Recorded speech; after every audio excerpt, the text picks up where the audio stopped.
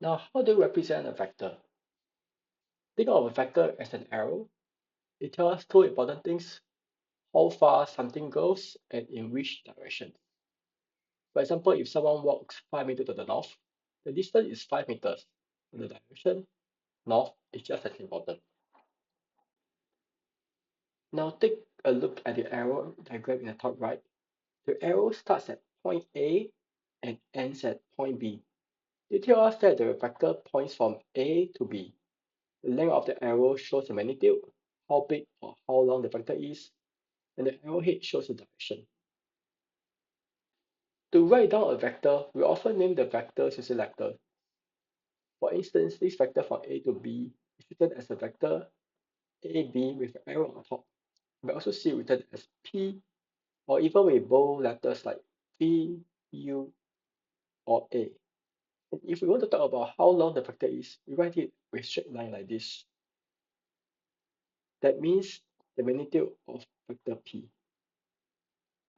Sometimes instead of using bold to represent the vector, we can also just draw an arrow above the letter. For example, if we draw an arrow above the letter A, we're trying to say that, hey, this is not just a number A, this is actually a vector A. Here we show the difference between vector AB and vector BA.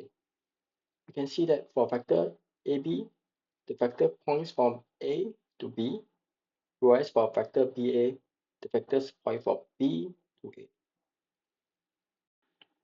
You can think of a vector as simply telling you how to move.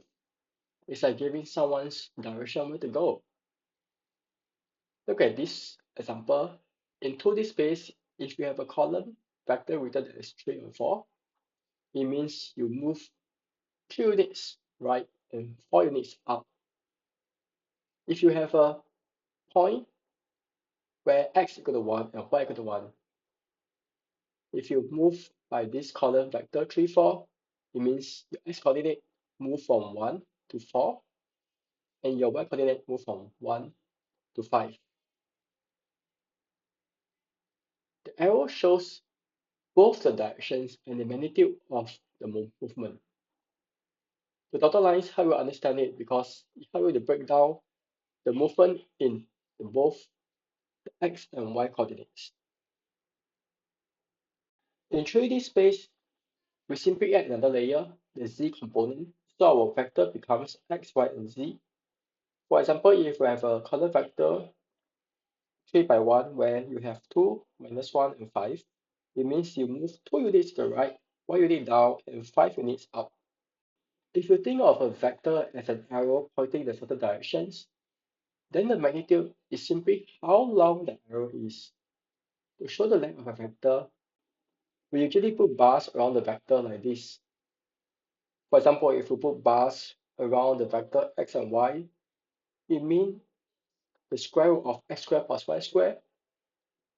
This is simply the Pythagoras theorem, which means that in a right angle triangle with sides A, B, and C, the theorem states that a squared plus b squared equal to c squared, where c is the hypotenuse.